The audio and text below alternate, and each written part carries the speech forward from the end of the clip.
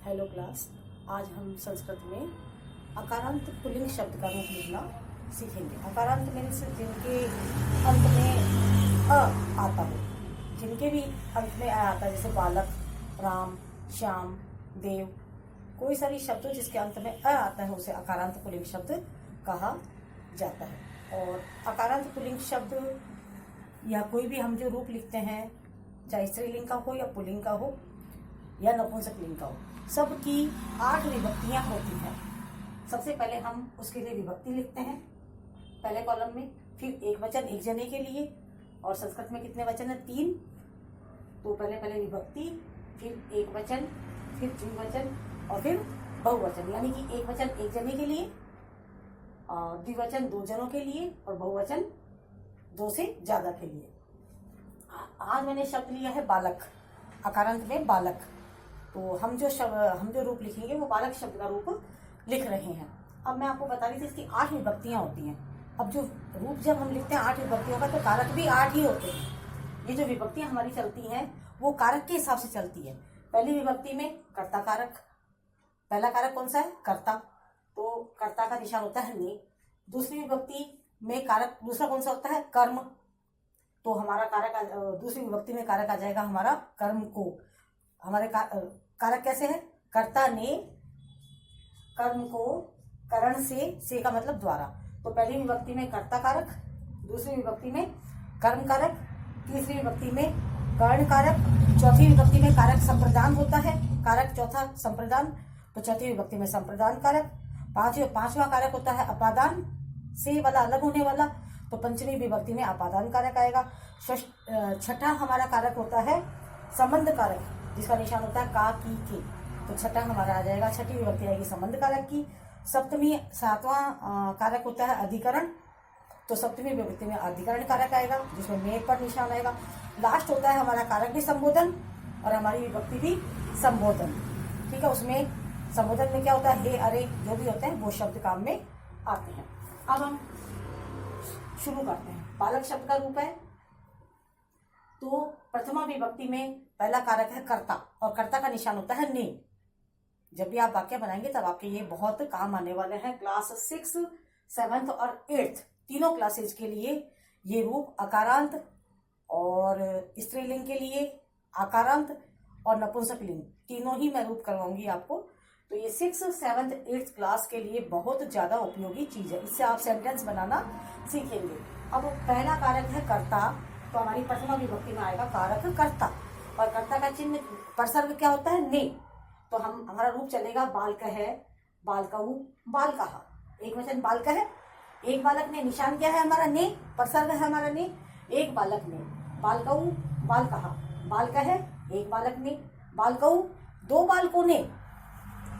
जब भी आप सेंटेंस बनाओगे दो बालकों ने कोई काम किया, तो बालकऊ, और बालकहा कई बालकों ने।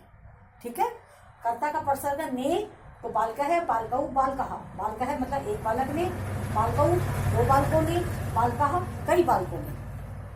दूसरा कारक है हमारा कर्म, जिसका निशान होता है को। ठीक है, तो द्वितीय विभक्ति हमारी चलेगी बालकम, बालकऊ, बालकान।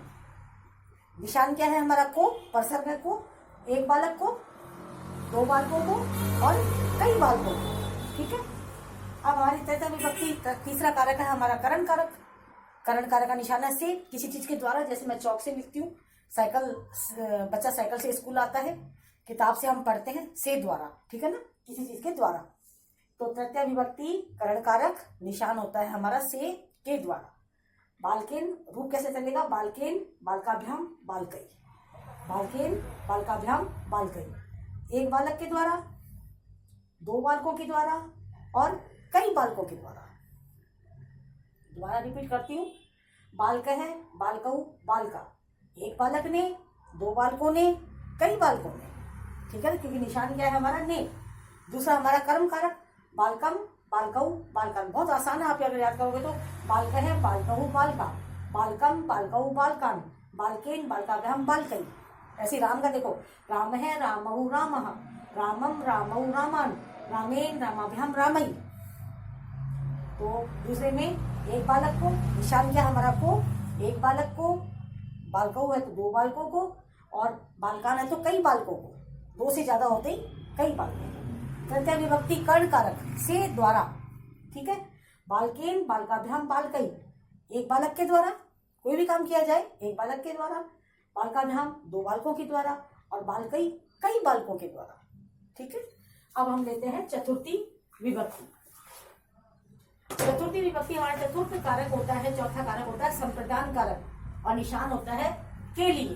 चतुर्थी विभक्ति कारक कौन सा होता है, चौथा कारक कौन सा होता है, संप्रदान, और उसका परसर्ग होता है के लिए। हम रूप बनाएंगे बालकाय बालकाभ्याम बालकेभ्य, बालकाय बालकाभ्याम बालकेभ्य। तो संप्रदान का परसर्ग है के लिए, एक बालक के लिए, दो बालकों के लिए, कई बालकों के लिए, ठीक है। पंचमी विभक्ति अपादान कारक, पांचवा कारक है अपादान, उसका निशान होता है से अलग हो जाना, हाथ से चौक गिर गया, बच्चा साइकिल से गिर गया, पेड़ से पत्ता टूट गया, ठीक है। तो पंचमी विभक्ति का कारक है अपादान कारक, बालकात बालकाभ्याम बालकेभ्य, एक बालक से कई बालकों से, सॉरी एक बालक से दो बालकों से और कई बालकों से, ठीक है। अब है षष्ठी विभक्ति, छठा कारक है हमारा संबंध कारक, जिसका निशान होता है एक जने के लिए का, पुल्लिंग के लिए का, स्त्रीलिंग के लिए निशान होता है की, जैसे राम का, सीता की और उनके, ठीक है। तो संबंध का बालकस्य बालकयो बालका नाम, ठीक है। अब एक बालक का, दो बालकों का और कई बालकों का, ठीक है। सप्तमी विभक्ति है अधिकरण, सातवां कारक होता है आपका अधिकरण, निशान होता है में पर, निशान होता है में पर। रूप चलेगा बालके बालकयो बालकेशु, बालके बालकयो बालकेशु। तो एक बालक पर या एक बालक में, दोनों हो सकता है, एक बालक में एक बालक पर, दो बालकों में दो बालकों पर, कई बालकों पर और कई बालकों में, ठीक है। संबोधन में कुछ नहीं करना होता, प्रथमा विभक्ति और संबोधन। अब हमारी पहली प्रथमा विभक्ति थी बालका है बालका वो बालका, संबोधन का मतलब संबोधन करना, हे अरे बोलते हैं अपन, तो बालका है बालका वो बालका, निशान विस्मयादि बोधक वाला, और हे लगा देंगे, हे बालका है हे बालका हे बालका, ठीक है। वही है प्रथमा विभक्ति है, मैंने लिखा है देखो प्रथमा प्लस संबोधन, संबोधन के लिए हमें लगाते हैं विस्मयादि बोधक। तो बालका है बालका वो बालका, हे बालका है हे बालका हे बालका। अब आपको मैं दूसरे शब्द से बताती हूँ, अब आपको जैसे राम शब्द से बताती हूँ, राम है रामहु रामा, वही हो जाएगा, ठीक है ना। राम है रामहु रामा, राम है रामहु रामः, रामम रामौ रामान, रामेण रामाभ्याम रामई, रामात रामात, रामाय रामाय रामाभ्याम रामेभ्य, रामात रामाभ्याम रामेभ्य, रामस्य रामियो रामाणाम, रामे रामियो रामेशु, हे राम हे रामो हे रामा।